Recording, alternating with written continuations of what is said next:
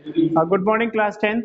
You are studying about the globalization of the Indian economy. Indian economy में globalisation का मतलब है कि जब दो देश आपस में व्यापार के माध्यम से कनेक्ट होते हैं, है ना, या एक आदमी a person migrate from one country to another country for search of work, है ना। तो ये जो है एक ट्रेड के माध्यम से या काम ढूंढने के लिए एक देश छोड़कर दूसरी जगह शिफ्ट हो जाता है, तो वो ग्लोबलाइजेशन कहलाता है। ये कोई it is not new. Sea route के समय, सिल्क रूट के समय भी, आज भी सिल्क रूट जो है सी और लैंड रूट है, वाइब्रेंट एग्जाम्पल है कि पहले भी ये सब होता था। क्या पहले भी एक असर था ग्लोबलाइजेशन का? पहले भी हम जो है, जो हमारे बिजनेस थे या हमारे ट्रेड थे, वो हैंड टू हैंड होते थे। प्रीसियस मेटल्स हमें मिलती थी और हम इसके बदले में स्पाइस और टेक्सटाइल देते थे। स्पाइस और टेक्सटाइल के साथ एक इन्वेंशन, आइडियाज, डिस्कवरी भी यहाँ से वहाँ जाती आती थी। इवन डिसीज, बीमारियां भी यूरोपियन नेशन से आपने पढ़ा होगा। उसमें लेसन में अभी इसमें शायद है नहीं कि many of the small diseases जो spread fast spreading disease came from Europe to South Africa and America also। South Africa से जो डिसीजेस थी वो आई थी रिंडरपेस्ट एक फास्ट स्प्रेडिंग डिसीज थी जो वहाँ से यूरोप से साउथ अफ्रीका आई थी। And even disease small pox from Europe to US में भी स्मॉल पॉक्स यूएस में आई थी और रिंडरपेस्ट साउथ अफ्रीका में आई थी। रिंडरपेस्ट एक फास्ट स्प्रेडिंग डिसीज है। तो ये कहीं ना कहीं ग्लोबलाइजेशन का असर है। आज भी हम देखने को हमें मिलता है कि fast spreading multinational corporations establish a controlling office of the different part of the world. दुनिया के अलग अलग जो है भागों में, दुनिया के अलग अलग देशों में छोटे छोटे ऑफिसेस बना लेते हैं और एमएनसी कंट्रोल करती है एक जगह बैठकर। ठीक है, तो ये ग्लोबलाइजेशन का असर आपने देखा। एमएनसी को भी पढ़ा, एमएनसी का क्वेश्चन आता है, ध्यान रखिए। The goods and services globally as result production is organized in increasingly complex way. इसके बाद हम अगला टॉपिक बता रहे हैं, interlinking production across countries. Interlinking production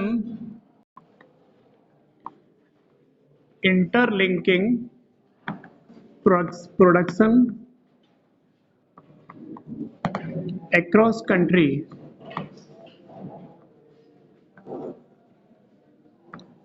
देखो बेटा, सबसे पहले टॉपिक को समझ लेते हैं। टॉपिक क्या है? इंटरलिंकिंग, आपस में कनेक्ट हो जाना। प्रोडक्शन, उत्पादन से अक्रॉस कंट्री, अलग अलग देशों में हम जो है एक अलग अलग देश या आपस में दूसरे देश इंटरलिंक कर लेंगे प्रोडक्शन के माध्यम से। कोई भी जब प्रोडक्शन होगा वो एक देश से दूसरे देश में जाएगा तो हम एक दूसरे से इंटरकनेक्ट होंगे। और हमारा जो कहना चाहिए कि जो प्रोडक्शन है वो एक्सपोर्ट तभी होगा जब हमारे पास प्रॉपर टर्शरी सेक्टर और जो हमारा ट्रांसपोर्टेशन है या सर्विस सेक्टर है बहुत वेल मेंटेन होगा। Generally MNC setup production where it close to market where there is a skill and unskilled labour available at the low cost. देखो, एमएनसीज के पास भी ये करने के लिए हमें जो है मल्टीनेशनल कॉर्पोरेशन बिठाने पड़ती हैं, एमएनसी स्टैब्लिश करनी पड़ती है। और यहाँ पर दोनों प्रकार की लेबर है, स्किल्ड एंड अनस्किल्ड, स्किल्ड और नॉन स्किल्ड कह लो, चाहे अनस्किल्ड कह लो, है ना। होता क्या है कि मतलब किसी भी कंपनी में, किसी भी इंडस्ट्री में लेबर की रिक्वायर होती है तो वो स्किल्ड भी होंगे और अनस्किल्ड भी होंगे।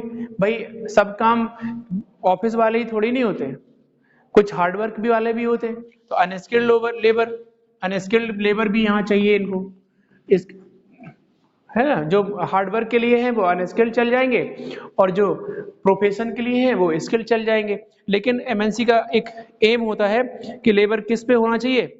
लो रेट पे होना चाहिए, लो मतलब पैसे पे होना चाहिए, सैलरी उनकी बहुत ज्यादा नहीं होना चाहिए।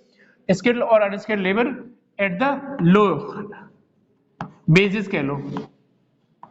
तो ये कहीं ना कहीं जब हम लोगों ने पढ़ा था इंडस्ट्रियल लोकेशन, जब हम लोगों ने पढ़ा था तो इंडस्ट्रियल लोकेशन का जो मेन उद्देश्य था, इंडस्ट्रियल लोकेशन का मेन उद्देश्य था वो ये था कि हम जो है जमीन खरीदेंगे सस्ते में और मार्केट या रोड के करीब होगी, रिसोर्सेस अवेलेबल होंगे, चीप लेबर अवेलेबल होगी, इलेक्ट्रिसिटी होगी, और मार्केट का मतलब बैंकिंग एटसेट्रा आईटी कम्युनिकेशन से थोड़ा दूर होंगे, क्योंकि इन दिस टाइम अगर हो सकता है कि आपने भाई आपको भेजा गया कि आप क्या करिए, जो है जमीन सर्च करके आइए, आप मैनेजर हैं किसी कंपनी में, तो आपने कह दिया साहब 150 किलोमीटर दूर है शहर से, बहुत जंगल है, बियाबान, जमीन बहुत सस्ती है, no need of this type of land.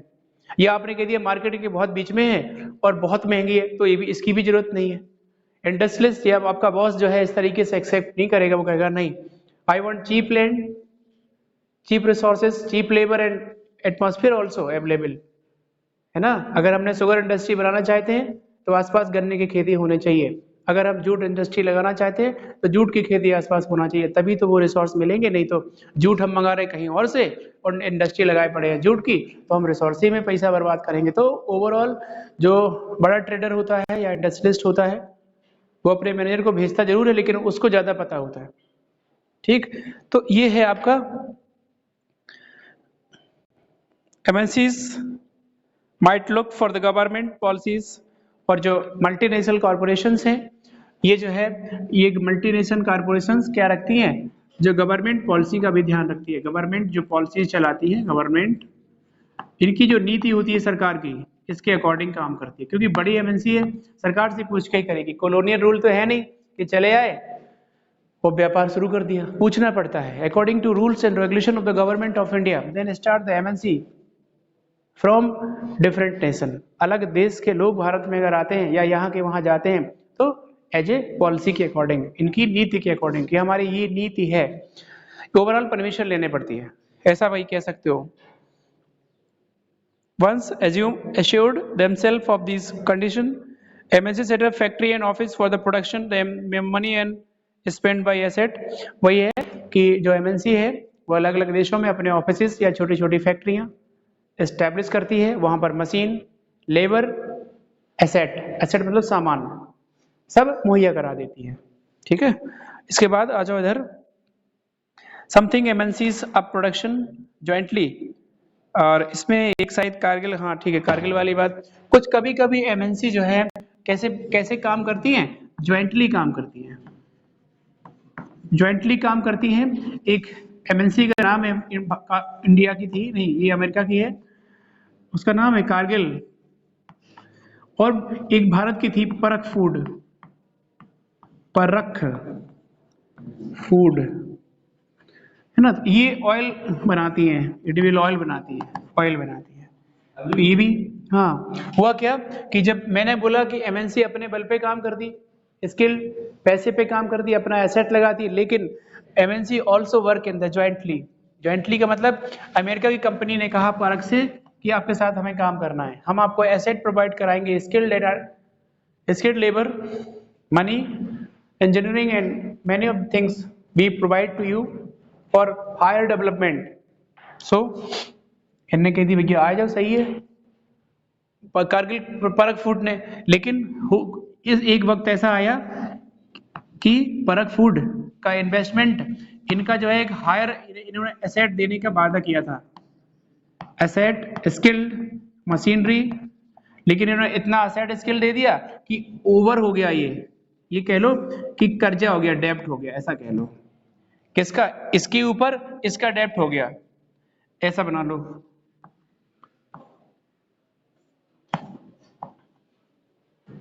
इनका कर्जा इनके ऊपर हो गया, एक दिन ऐसा है कि कह दिया अब तुम जाओ घर है, बैठ जाओ जाके, तुम्हारा कोई काम नहीं है। खरीद लिया कारगिल ने परख फूड, परख अपने घर बैठ गई, 5 लाख पाउच तेल के बनते हैं रोज, बड़ी कंपनी है इंडिया में कारगिल फूड, ठीक है, फसाई का मार्का लगा के सारे तेल के पैकेज बनाते हैं। तो ये है एक MNC का काम जो ज्वाइंट सेक्टर में काम करते हैं जी, आपको यहाँ सब मिल जाएगा।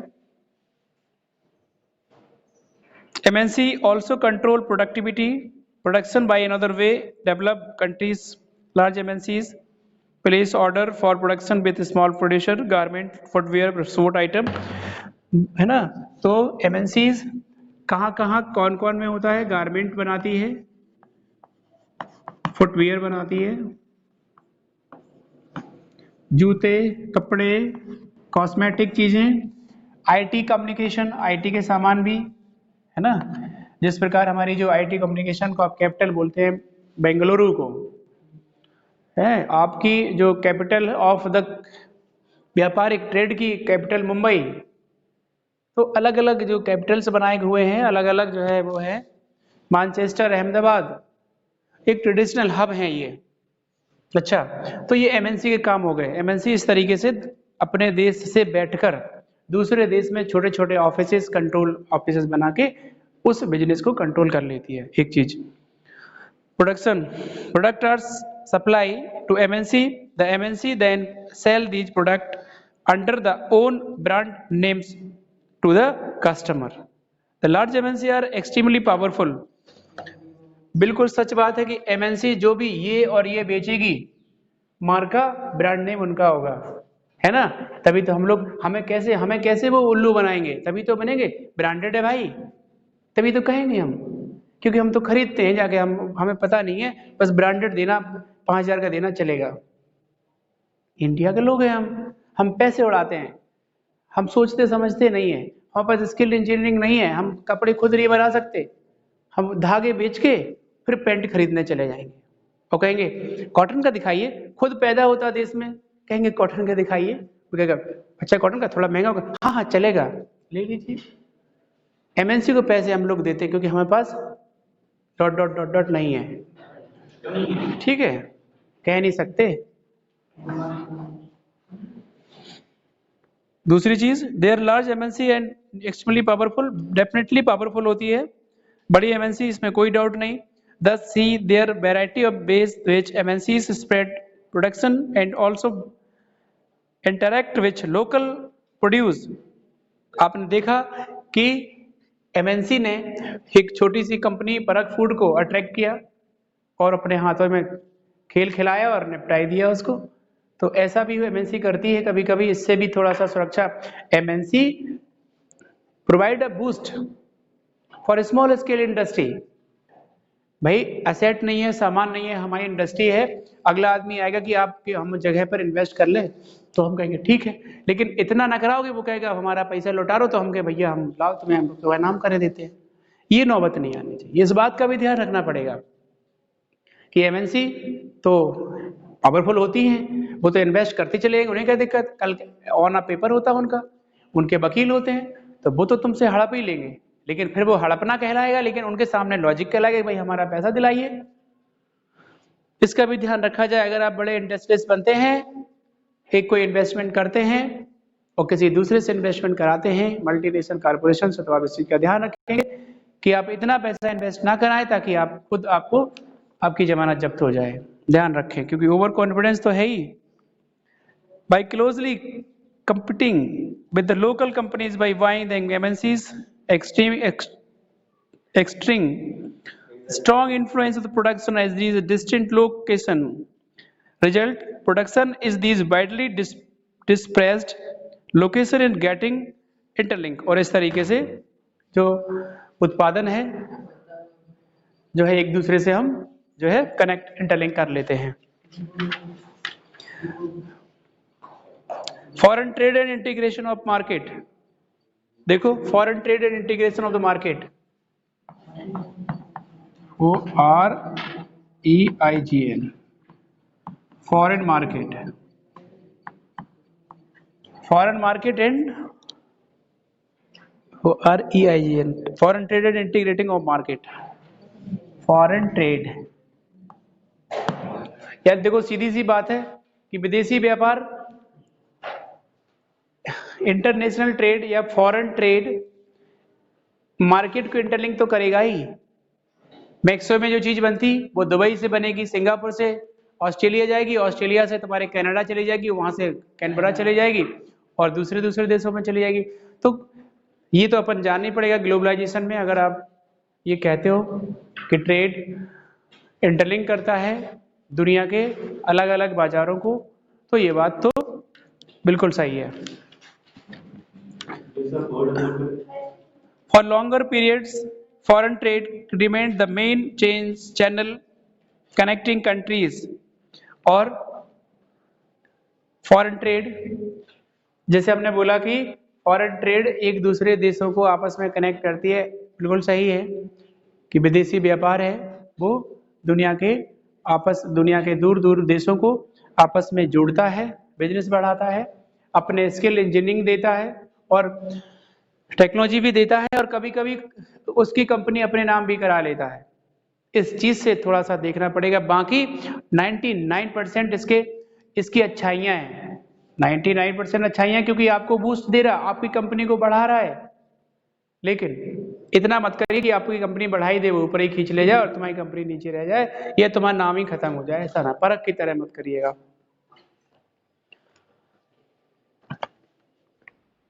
Import of goods produced in another country in one way, expanding the choice of the goods beyond what is the domestically produced. In general, with the opening trade between countries, goods travel from the market to another market. वही बात है, कोई भी सामान, कोई भी commodity भी सामान होता है, थिंग्स या कोई गुड्स, जब एक देश में बनते हैं और दूसरे देश में जाते हैं, यहां बनते हैं तो यहां जाते हैं, इंटरकनेक्टेड, क्योंकि एक देश सारे रिसोर्स नहीं रखता। उस देश में या तो नेचुरल रिसोर्सेस होंगे तो लैक ऑफ मिनरल्स होगा, oil, natural gas also, we having a sufficient natural resources but lack of the natural gases and petroleum also. बहुत अच्छे भंडार नहीं है भारत में, बाहर से हमें इंपोर्ट करना पड़ता है ना। और कई बार ये बोला गया है कि अगर कोई देश इंपोर्ट ज्यादा करेगा तो उसकी इकोनॉमी बूम नहीं करेगी, क्योंकि आपको सारा का सारा चीजें खरीदनी पड़ती हैं। जब खरीदनी पड़ती है तो वो पैसा उसमें चला जाएगा। अगर कोई देश एक्सपोर्ट करता है, चाइना चावल में नंबर 1, स्किल में नंबर 1, इकोनॉमी नंबर 1, पर कैप्टा भी अच्छी, फिर इस वक्त तो लग्जमबर्ग की पर कैप्टा सबसे अच्छी है पूरे संसार में। लग्जमबर्ग, नीदरलैंड, बेल्जियम के आसपास के देश हैं, लग्जमबर्ग है ना। और यूएस भी 4, 5, 8वें स्थान पे पहुंच गया।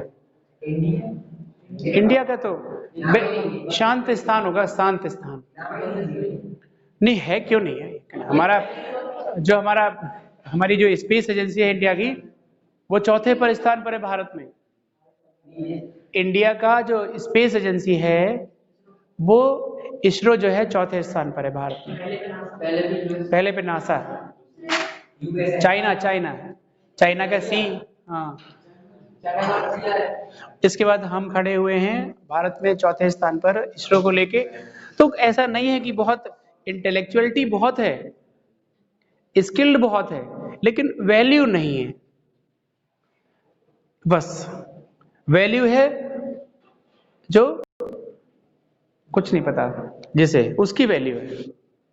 बस जिसे पता उसकी वैल्यू नहीं है, इसीलिए लोग ये देश छोड़ के दूसरे देश चले जाते हैं। आज पता है कि 5% इलेक्टेड रिप्रेजेंटेटिव्स भारत छोड़ के विदेश चले जाते हैं। कैसे? और सरकार कहे कि आप, हमारे यूथ खराब है, हमारे युवा पढ़ते नहीं है या युवा बेवकूफ है, तो गलत चीज है, क्योंकि you are unable to provide the proper job for the youth of India. नहीं दे पा रहे हो ना, तभी छोड़ के जा रहे हैं। नहीं तो आप प्रॉपर करो ना, तो फिर क्यों बड़े हर पूरी दुनिया के हर देशों में भारतीय रहता है, क्यों रहता है ना। इससे पहले भी हम लोग माइग्रेंट लेबर बन के जाते थे, आज हम लोग इंजीनियर बन के जाते हैं, एक्सपर्ट बन के जाते हैं, एक्सप्लोरर बन के जाते हैं। पहले हमें खींच के माइग्रेंट लेबर के रूप में ले जाया जाता था, इंडेंटर लेबर के रूप में ले जाया जाता था, लेकिन जाते तो थे। फिजी, गुयाना, मॉरिशस, ट्रिनिडाद, है ना, सिलोन, मलाया, डिफरेंट देशों में, चाइना, यहाँ से सेंट्रल इंडिया और ईस्टर्न स्टेट और तमिलनाडु ड्राई डिस्ट्रिक्ट से जाते थे लोग। तो डेफिनेटली अगर जहाँ स्किल होगा तभी तो दूसरे देशों में मांग होगी, है ना, तभी तो डिमांड होगी, नहीं तो फिर कैसे होगी। तो इसीलिए India having a most of the skill but no value of the skilled holder. Skill holder की नहीं है। यहाँ पे बकवास करो और इज्जत पाओ, है ना, बकवास करो और कुर्सी पाओ, ये है। तो जरूरी है कि आपको ओवरऑल कहने का ये मतलब कि स्किल डेवलपमेंट आप करते रहिए, आपको कहीं ना कहीं वो स्थान मिल जाएगा, वो जगह मिल जाएगी जिसके आप लायक हैं। डेफिनेटली आपका हार्डवर्क बेकार नहीं जाएगा, इसमें कोई डाउट नहीं, है ना। Thank you.